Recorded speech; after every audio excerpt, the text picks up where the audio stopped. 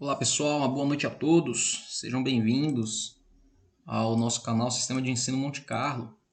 Esse canal é feito para você estudante. Período de férias, aproveitei para fazer um módulo novo para o nosso canal. Se você é a nossa audiência constante, saiba que estamos trabalhando o livro do Carlos Ginzburg, O Queijo e os Vermes. Hoje já vamos aí para o capítulo 5. Se por acaso você caiu aqui de paraquedas, né, não sabe do que se trata, o canal Sistema de Ensino Monte Carlo é um canal de pesquisa, de ensino e de consultoria estudantil e acadêmica. Tá? Esse material em específico eu tenho uma playlist já toda separada, né, ao decorrer dos vídeos que já postamos e dos vídeos que ainda vamos postar. E estamos trabalhando capítulo a capítulo, fazendo a análise. Então, para não ficar o vídeo muito longo, dá uma passada na playlist para você se inteirar do assunto, que está tudo explicadinho lá desde a introdução. Tá? Além desse material, nós temos lá conteúdo de história, filosofia, sociologia, geografia. Já no início, se lhe parece interessante, considere se tornar inscrito do canal. Isso ajuda e motiva aqui o nosso trabalho, tá? Entendendo que é um trabalho de utilidade pública.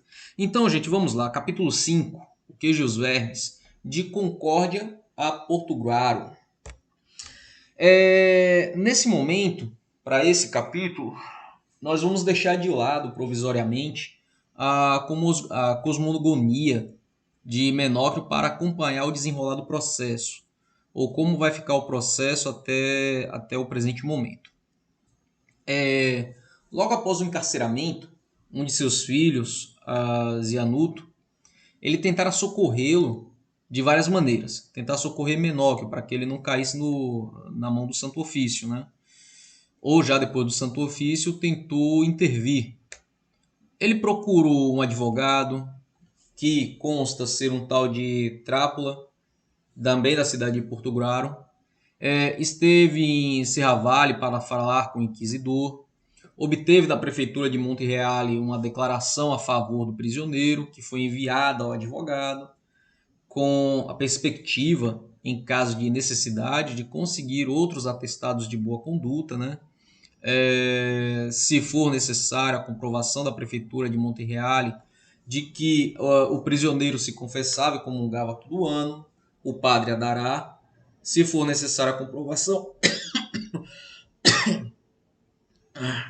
se for necessária a comprovação de ter sido magistrado e administrador de 5 vilas, será dado esse comprovante. Ter sido administrador da paróquia de Monte-Reale e ter feito sua obrigação com louvor, será dada. Ter sido coletor de dízimos da igreja da paróquia de Monte-Reale, também lhe será dada. Então, é um agente que está todo solícito a ajudar na questão da documentação, né? O que for preciso para a comprovação de boa conduta favorável a Menóquio.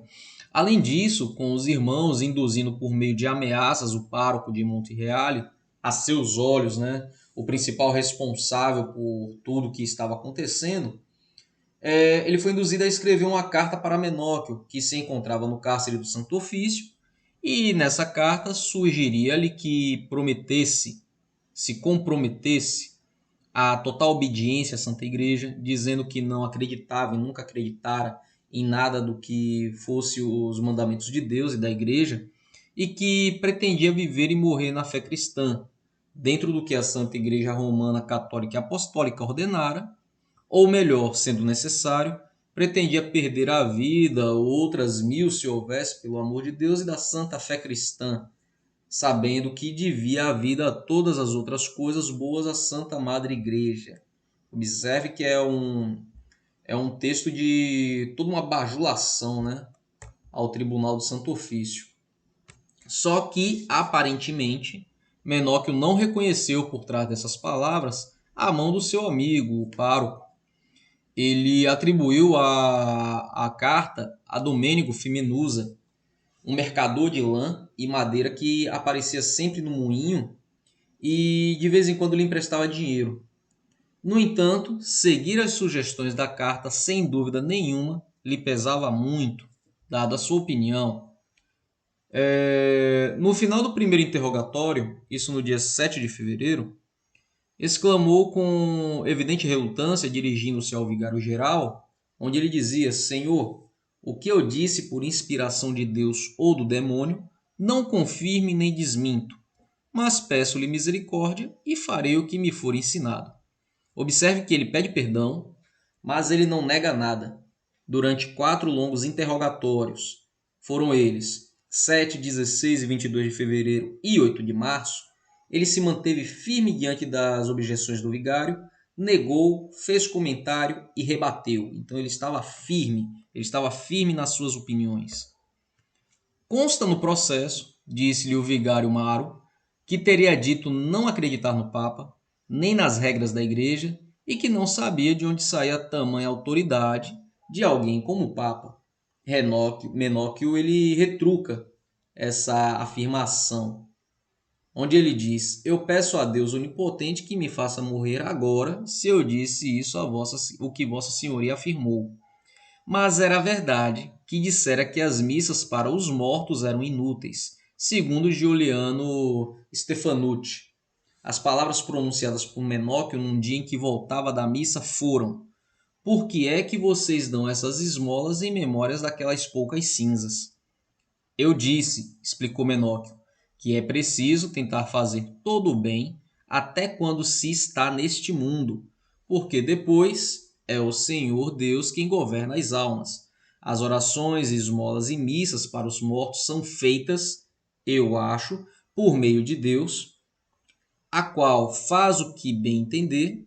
As almas não vêm pegar as orações e as esmolas, fica a majestade de Deus receber essas boas obras em benefício dos vivos ou dos mortos. Ele imaginava que essa fosse uma hábil explanação, mas de fato contradizia a doutrina da Igreja em relação ao purgatório, porque o purgatório foi um sistema bastante interessante e sagaz, né, para arrecadar fundos, para arrecadar fundos e criar no imaginário das pessoas uma possibilidade de salvação após a morte. Tenta falar pouco, havia sido conselho do vigário de Pocenigo, que era seu amigo e o conhecia desde a infância. Porém, Menóquio evidentemente não conseguia se controlar. Isso é típico, né, de uma pessoa que tem uma opinião toda fundamentada diante de um sistema que se apresentava corrupto e falho. De repente, por volta do fim de abril, verificou-se um fato novo. Os priores venezianos convidaram o inquisitor de Aquileia e Concórdia, que era o frei Félix de Montefalco, a agir de acordo com os hábitos vigentes nos territórios da República, que impunham nas causas do Santo Ofício a presença de um magistrado secular ao lado dos juízes eclesiásticos. O conflito entre os dois poderes era tradicional, tá?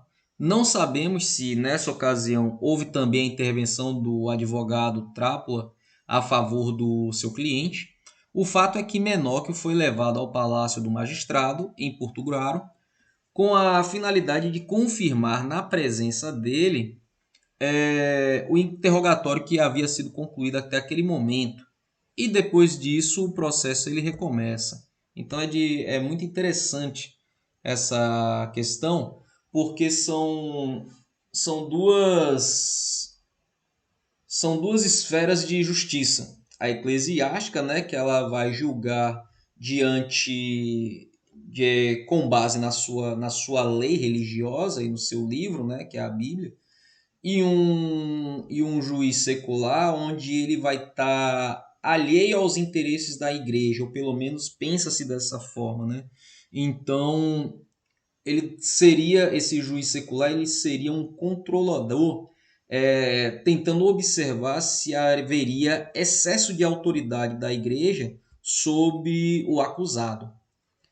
E por mais de uma vez no passado, Menóquio tinha dito aos conterrâneos estar pronto e mesmo desejoso de declarar suas opiniões sobre a fé às autoridades religiosas e seculares. Disse para mim, comentou Francisco Faceta, que se ele caísse nas mãos da justiça por isso, iria pacificamente, mas se fosse maltratado, teria muito que falar contra os superiores sobre as más obras destes, né? Então ele já sabia do que poderia acontecer diante do Tribunal do Santo Ofício. Ele poderia ser submetido a torturas essas violentíssimas.